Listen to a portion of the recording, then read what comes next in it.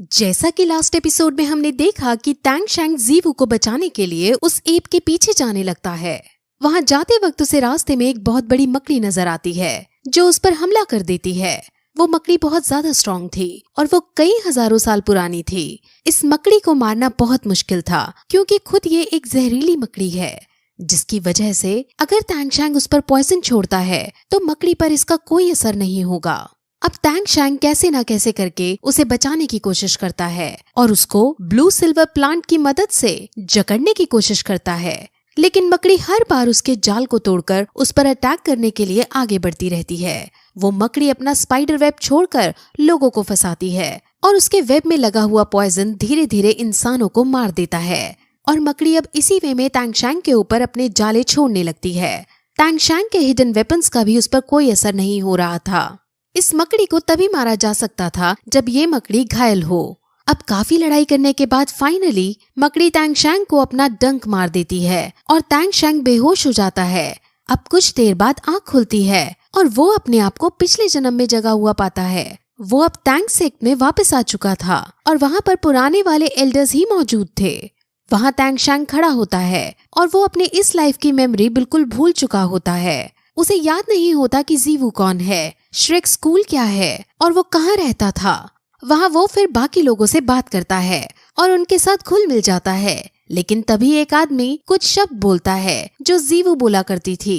अब इससे टैंग शैंग को विजन्स आने लगते हैं और उसे धीरे धीरे सब याद आ जाता है कि वो यहाँ का नहीं है। वो तो मर चुका था और उसकी अगली लाइफ में वो दूसरी दुनिया में था। वो समझ जाता है कि वो यहाँ बिलोंग नहीं करता, इसीलिए वो फिर से सुसाइड करने की कोशिश करता है। एल्डर्स उसे ऐसा ना करने को कहते हैं और कहते हैं कि तुम चाहो तो यहाँ रह सकते हो, लेकिन टैंग शैंग को जीवू को बचाने के लिए वापस जाना था, इसीलिए वो सुसाइड कर लेता है। और तभी फिर से उसकी आंख उसी जगह पर खुलती है जहाँ वो मकड़ी से लड़ रहा था। असल में मकड़ी के जहर से वो बेहोश हो गया था, जिस वजह से वो ये सपना देख रहा था। वो अब होश में आकर अपने आप को मकड़ी के जाल से छुड़ाता है और जीवू को याद करते हुए उस मकड़ी पर अपने हैमर से उस पर वार करता है और उस हैमर से मकड़ी बहुत कमजोर हो जाती है, जिस वजह से अब टैंग शैंग को हिडन वेपन्स तो यूज करने का मौका मिल ही जाता है और टैंग शैंग हिडन वेपन से सीधे उस पर वार करता है और उसे मार गिराता है। अब ऐसा करने से फिर से वो पावर ड्रेन हो गया था, जिस वजह से वो मेडिटेट करने बैठ जाता है।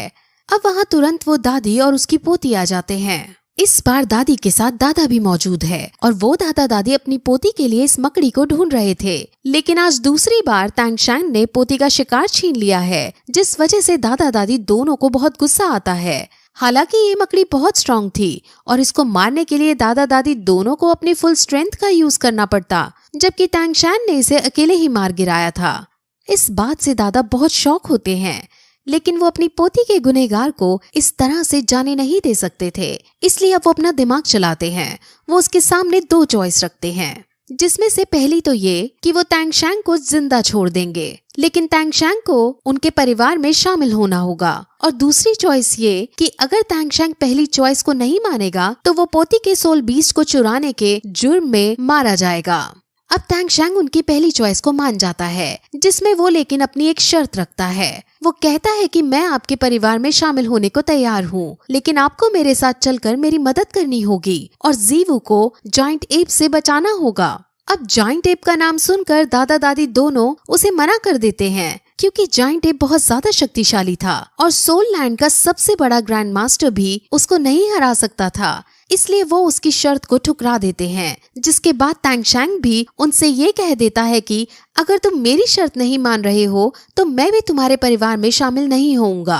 अब दादा को गुस्सा आ जाता है और वो उससे लड़ने के लिए आगे बढ़ने लगते हैं, लेकिन तभी वहाँ मिस्टर जाओ के साथ बाकी बच्चे आ जाते हैं और दादा दादी को रोकते हैं। वो उनसे बातें करके उन्हें समझाने की कोशिश करते हैं कि टैंग शैंग ने अपनी जान बचाने के लिए इस मकड़ी को मारा था, लेकिन जब वो नहीं मानता तब मिस्टर जाओ दादा को अकेले में ले जाते हैं और उसे बताते हैं कि टैंग शैंग ग्रैंड मास्टर का डिसाइपल है। अब ग्रैंड मास्टर का नाम सुनकर दादा शांत पड़ जाता है, क्योंकि वो ग्रैंड मास्टर की इज्जत करता है और वो अब टैंग शैंग को बिना कुछ कहे वापस जाने लगता है, लेकिन ये बात पोती को सहन नहीं होती। पोती तैंगशैंग से बदला लेना चाहती थी, इसलिए वो तैंगशैंग को चुनौती देती है और कहती है कि मैं तुम्हें इस बार हराऊंगी और अगर फिर भी तुम जीत गए तो तुम इस सोल बीस्ट की स्पिरिट रिंग को हासिल कर सकते हो। अब तैंगशैंग उसकी चुनौती को मान लेता है, लेकिन तभी ऑस्कर वहाँ आ जाता है और कहता है कि इस शर्त में एक और चीज ऐड करनी होगी। वो इस शर्त में एक चीज और ऐड करता है, जिसके अकॉर्डिंग अगर तैंगशैंग जीतेगा तो पोती को तैंगशैंग को किस करना होगा। अब पोती को गुस्सा आ जाता है, लेकिन दादा और दादी को बहुत खुशी होती है क्योंकि वो तो चाहते ही थे कि उनकी पोती तैंगशैंग जैसे ताकतवर आदमी के साथ रहे। अब उनके बीच एक कंपटीशन रखा जाता है, जिसके अंदर उन दोनों को 20 मीटर दूर खड़े पेड़ पर निशाना लगाना था। उनको 16-16 ब्लेड दिए जाएंगे और उनको एक ब्लेड में लिवर्स को फंसाकर इस वे में फेंकना है कि वो हवा में ब्लेड पहले लीव्स को कैच करे और फिर पेड़ पर जाकर लगे। अब फिर कंपटीशन स्टार्ट होता है और पोती अपने ब्लेड्स फेंकती है, जिसमें वो हर एक ब्लेड में एक पत्ता फंसा लेती है और उसके सारे ब्लेड्स पेड़ पर जाकर लगते हैं। अब वो बहुत ज्यादा खुश होती है और तैंगशैंग की तरफ देखकर एटीट्यूड में कहती है कि तुम डर गए हो क्या, जो अभी तक अपने ब्लेड नहीं फेंके हैं। जिस पर उसके दादा उसे बताते हैं कि जब तुम अपने ब्लेड फेंक रही थी उसी वक्त तैंगशैंग ने भी फेंके थे और तैंगशैंग की स्पीड इतनी तेज थी कि तुम उसे देख भी नहीं पाई और तैंगशैंग के ब्लेड में 10-10 पत्ते फंसे हैं। अब ये सुनकर पोती बहुत उदास हो जाती है क्योंकि वो ये कंपटीशन हार चुकी थी।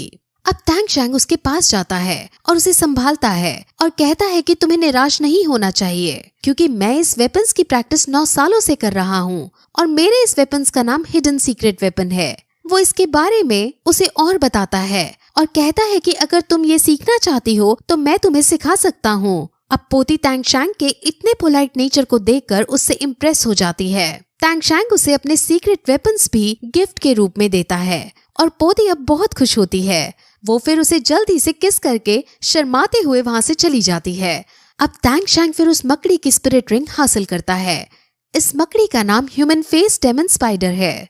वही शहर के स्कूल में हम ग्रैंड मास्टर को देखते हैं जो तैंगशैंग के बारे में ही सोच रहे थे और उन्हें उसकी याद भी आ रही थी। अब अगले दिन तैंगशैंग के पिता तैंग हाओ उस जगह आते हैं जहां तैंगशैंग ने मकड़ी से लड़ाई की थी और वहां वो बहुत सारी ब्लू सिल्वर प्लांट को देखते हैं और अपने बेटे की काबिलियत पर बहुत गर्व महसूस करते हैं। वहां से वो एक जगह जाता है जहां हर तरफ तबाही मची हुई थी। वहां कुछ ब्लू सिल्वर प्लांट्स भी मौजूद थे और वहां से वो अपने पुराने दिनों को याद करता है और अब हमें तैंग हाओ की ब्लैक स्टोरी पता चलती है। तैंग हाओ अपनी सुंदर सी बीवी और अपने इन्फेंट बेबी के साथ इसी जगह पर खड़े थे और वो किसी से बचकर कहीं भाग रहे थे। तैंग हाओ अपने हैमर का यूज करके अपने बीवी बच्चों को बचाने की कोशिश कर रहे थे। तैंग हाओ बहुत ज्यादा शक्तिशाली थे और वो अपनी बीवी को किसी भी कीमत पर बचाना चाहते थे। उसकी बीवी का नाम यिन है और उसके पीछे ग्रेट सोल लैंड मास्टर पड़ा हुआ है। तैंग हाओ अब उस सोल लैंड मास्टर से लड़ता है और तैंग हाओ उस सोल लैंड मास्टर को घायल करके अपनी बीवी को यहाँ से भाग जाने को कहता है, लेकिन सोल लैंड मास्टर फिर से उस पर अटैक कर देता है और वो अपनी फुल स्ट्रेंथ में उस पर वार करता है। लेकिन इस बार भी तैंग हाओ उसके वार से बच जाता है और फिर से भागने लगता है। लेकिन थोड़ी देर चलने पर अब वहाँ और भी सोल लैंड मास्टर आते हैं और वहाँ अब उन सोल लैंड मास्टर को आदेश देने वाला आदमी भी आ जाता है जो पूरे कॉन्टिनेंट में सबसे ज्यादा ताकतवर इंसान है। वो उनसे कहता है कि तुम दोनों ने एक दूसरे से प्यार करके अच्छा नहीं किया क्योंकि ये भगवान के नियम के विरुद्ध है। जिस पर तैंग हाओ ये कहकर उसकी बात को इग्नोर करता है कि तुम कौन होते हो जो हमें भगवान के नियमों के बारे में बताओ। वो आदमी उसको यिन से दूर करना चाहता था, लेकिन तैंग हाओ यिन से बहुत प्यार करता था, इसलिए वो अब उससे भी फाइट करने जाता है। लेकिन तभी वहाँ यिन आ जाती है क्योंकि उसे पता था कि तैंग हाओ अकेले 4 सोल लैंड मास्टर को नहीं हरा पाएगा। वो अपने आप को सैक्रिफाइस करने को तैयार हो जाती है और वो इन्फेंट बेबी को तैंग हाओ को पकड़ाकर मर जाती है। उसके मरने से वहाँ बहुत सारी ब्लू सिल्वर ग्रास पैदा हो जाती है क्योंकि यिन की spirit soul blue silver grass थी। अब ये इन्फेंट बेबी ही तैंगशैंग है और यिन ने तैंग हाओ से प्रॉमिस लिया था कि वो तैंगशैंग की परवरिश अच्छे से करेगा। इसलिए अब तैंग हाओ अपने बेटे पर नजर रख रहा है। अब तैंग हाओ यिन को बहुत याद करता है और इस जगह पर ब्लू सिल्वर ग्रास को यिन समझकर उससे बातें करने लगता है।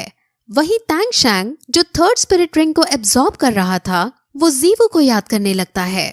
उसे स्पिरिट रिंग को एब्जॉर्ब करने में बहुत ज्यादा दिक्कत हो रही थी क्योंकि ये मकड़ी बहुत ज्यादा स्ट्रॉन्ग थी और तैंग शैंग इसको सहन नहीं कर पा रहा था। लेकिन अब अगर वो बीच में छोड़कर उठता है तो उसकी जान को खतरा हो सकता है। तभी वहाँ जीवू भागते भागते आ जाती है और उसको जिंदा देख सब बहुत ज्यादा खुश होते हैं। वो उनको बताती है कि एक काऊ रोर के सुनने से वो जायंट एप नर्वस हो गया और उसने अपने आप मुझे छोड़ दिया। वो उन्हें फिर ये भी बताती है कि उसकी भी लेवल 30 हो गई है और उसको रात में एक बीस्ट दिखा था। उसने उस बीस्ट को मारकर स्पिरिट रिंग भी हासिल कर ली है और सभी ये सुनकर बहुत खुश होते हैं। लेकिन अभी उनकी टेंशन घटी नहीं थी क्योंकि तैंग शैंग बहुत शक्तिशाली स्पिरिट रिंग को एब्जॉर्ब कर रहा था और अब वो तैंग शैंग के होश में आने का ही वेट करने लगते हैं। वहीं दूसरी तरफ ग्रैंड मास्टर अब श्रेक स्कूल के डीन से मिलने आते हैं और वो दोनों तैंग शैंग के बारे में ही बात करते हैं और ग्रैंड मास्टर अब तक जो भी कुछ हुआ उस बारे में सुनता है तो वो समझ जाता है कि मिस्टर जाओ को तैंग शैंग के पिता तैंग हाओ ने ही पीटा था और फिर वो तैंग हाओ का बैज उन्हें दिखाता है। अब फिर हमें तैंग शैंग को दिखाते हैं जो स्पिरिट रिंग को एब्जॉर्ब कर रहा था और फाइनली वो इसको एब्जॉर्ब कर लेता है जिसे देखकर सब बहुत ज्यादा खुश होते हैं। लेकिन तभी तैंग शैंग म्यूटेट होने लगता है और उसकी कमर में से मकड़ी जैसा पैर निकलने लगता है। मिस्टर जाओ समझ जाते हैं कि एब्जॉर्ब करते वक्त मकड़ी और ये म्यूटेट हो गए हैं और अब सिचुएशन वर्स्ट होने वाली है। अब ये सुनकर सारे बच्चे डर जाते हैं और इसका सोल्यूशन पूछते हैं जिस पर मिस्टर जाओ सिर्फ एक ही सोल्यूशन बताते हैं कि उन्हें सिर्फ वेट करना होगा। अब तैंग शैंग फिर से बेहोश हो जाता है और पहले तो उसे जीवू की ही याद आती है जो उससे दूर जा रही थी और फिर वो फिर से अपने पिछले जन्म में पहुंच जाता है जहां हमें अब ये पता चलता है कि उसने आखिर पिछले जन्म से सीक्रेट लाइब्रेरी में जाकर सीक्रेट नॉलेज क्यों चुराई थी। असल में तैंग शैंग को पढ़ने और अलग अलग नॉलेज प्राप्त करने का बहुत शौक था। वो अलग अलग टेक्निक्स और वेपन्स के बारे में पढ़ना और रिसर्च करना चाहता था।